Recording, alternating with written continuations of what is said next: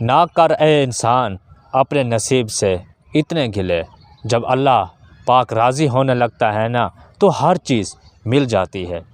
میں اس بات میں یہی کہنا چاہوں گا کہ اے انسان اپنے نصیب سے گلہ نہ کر، کیونکہ جب ہم اللہ کو راضی کر لیں گے نا تو یہ دنیا کچھ بھی نہیں ہے۔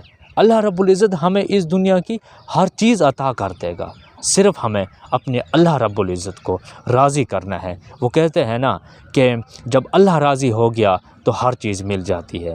اس میں ایک اور بات کہنا چاہوں گا کہ اے ابن آدم، ایک تیری چاہت ہے اور ایک اللہ کہتے ہیں کہ میری چاہت ہے، ہوگا وہی جو میری چاہت ہے، اور اگر تو نے کی اپنی من مرضی پھر میں تجھ کو تھکا دوں گا، پھر بھی وہی ہوگا جو میری چاہت ہے، اور اگر تو نے سپرد کر دیا اس کے کہ جو تیری چاہت تھی تو میں تجھ کو وہ بھی دوں گا جو تیری چاہت ہے۔ دیکھیں، ہمیں اللہ پاک کو راضی کرنا ہے۔